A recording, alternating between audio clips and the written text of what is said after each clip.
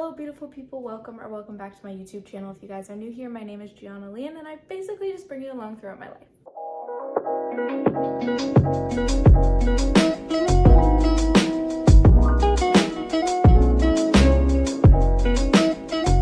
As you guys can tell from the title of today's video, I'm giving you guys my September wrap up. Honestly, before I even get into everything, I just wanted to say that I feel like a lot of people had a really weird reading month. Me personally, I wouldn't say I was in a slump. I just felt weird around books this month and I have no idea why. I only read 4 books this month, 2 physical and 2 on Kindle Unlimited. 4 books, don't get me wrong, is still really amazing. It doesn't matter how many books you read. Even if you read 1 whole book this month, that is amazing. But for me, it's personally not my best and I like to read a little bit more. I feel like with school starting and everything just starting back up, like straight from summer, I feel like it was really overwhelming. I just didn't have the time that I wanted to read.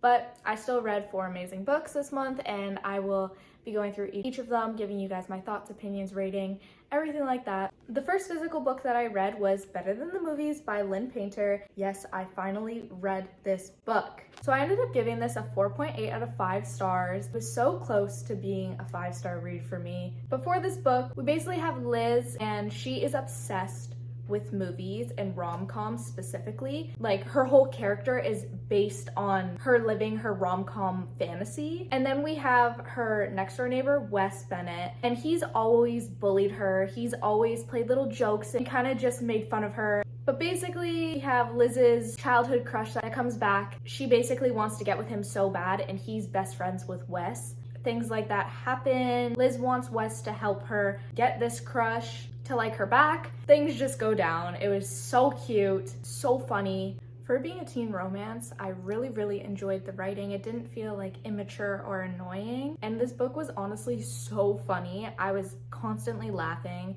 and it just warmed my heart completely. Also, because Liz is absolutely obsessed with rom-coms, I loved all the movie references that it referred to. Some of them I honestly didn't know, but I still found it so funny and it added so much depth to Liz's character that it was overall just a really good touch by the author. Not only that, but I absolutely loved the banter between Wes and Liz. It just made the book so much more enjoyable and it was so much more funny. Now going into some of the things that made it not a 5-star for me. The chapters were surprisingly longer than I anticipated them being, which obviously isn't a problem, but I do like short chapters. These ones were definitely lengthy. Not only that, but Liz was so oblivious. Literally the whole entire book, she was just so oblivious and it got on my nerves. I also really wish that we got more of a dual POV in this. I loved the writing and how this book was laid out, but I feel like if we had Wes's point of view, I feel like it just would have made the book so much more enjoyable. So that's one thing that I did wish that we did have. But by the end of the book, I just didn't really like Liz. She just kind of annoyed me. There was just something about her that I just didn't like. Nothing bad, I just didn't have that connection to her. But besides the cons, I overall loved the book. I recommend it to anyone that just wants a cute, lighthearted read. It was amazing. And side note, Wes Bennett is officially my new book boyfriend. I'm absolutely in love with him. He is the dream boyfriend in my opinion. Definitely deserves all the hype that it got.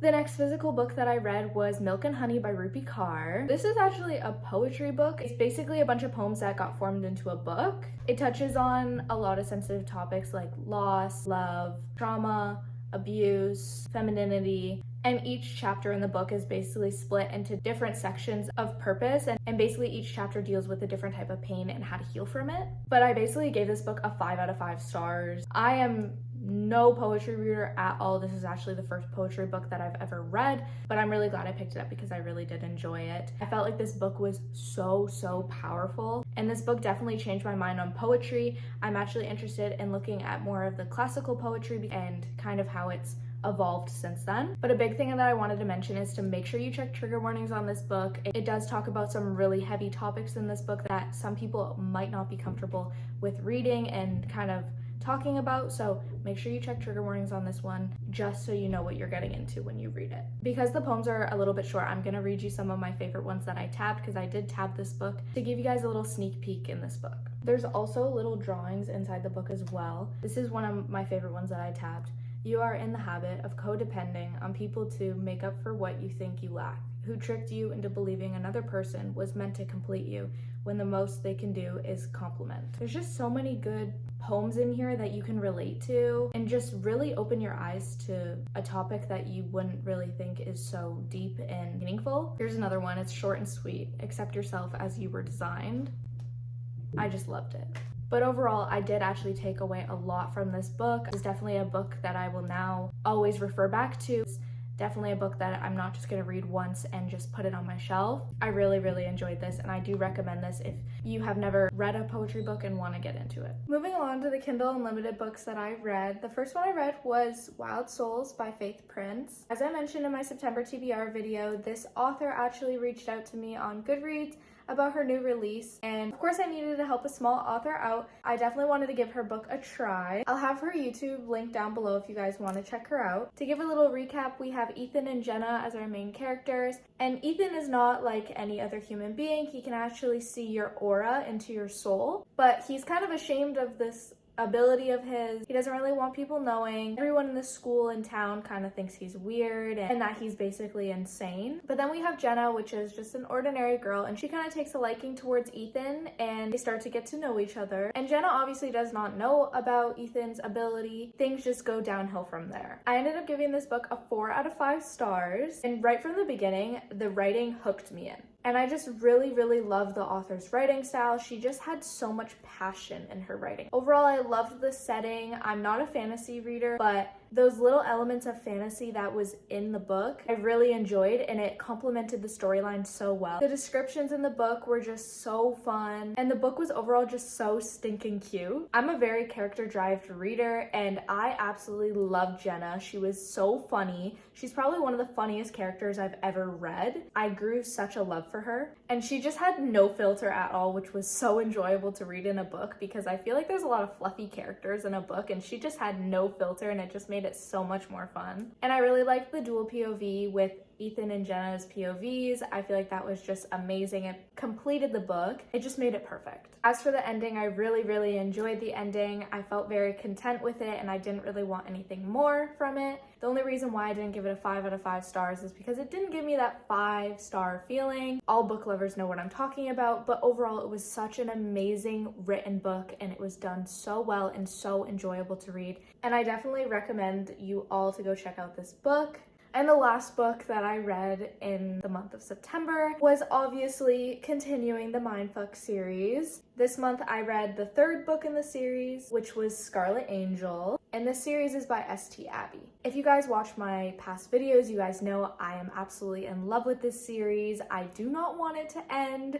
That is why I've been spacing out the books, because I'm just so hooked and I'm gonna be absolutely heartbroken when it's over. If you guys don't know what the Mindfuck series is, we basically have our 2 characters, Lana Myers and Logan Bennett. And basically Lana is a serial killer. She's basically just killing everyone that's been on her kill list. Then we have Logan Bennett, which is an FBI profiling cop, and he's trying to catch the serial killer that is actually Lana. To make it even more twisty, they're falling in love, which isn't a spoiler. And basically, the story unravels from there. And once again, with the 3rd book, it hooked me in right away. And this one, the action at the beginning was so crazy. It was just so crazy how the book jumped right into suspenseful action, and I absolutely loved it. If you've read the series, we all know that Lana is a complete badass, but in this one, this was major girl boss. She really did not take crap from anyone. Lana is just officially my new all-time favorite character. I just enjoy reading her character so much that she's just become my favorite. And because I'm not so much of a series reader, this has become my all-time favorite series that I've ever read so far. Literally, when I read the next book in the series, I cannot put it down. I just want to devour all of them. And the endings just keep getting better and better and leaving me on the biggest cliffhangers ever. I just can't wait to see what's next, because each book has left me completely speechless. And I also gave this book a 5 out of 5 stars, but I definitely believe that this is going to be an anticipated 5-star series for me overall, because the past 3 books have basically been 5 stars for me.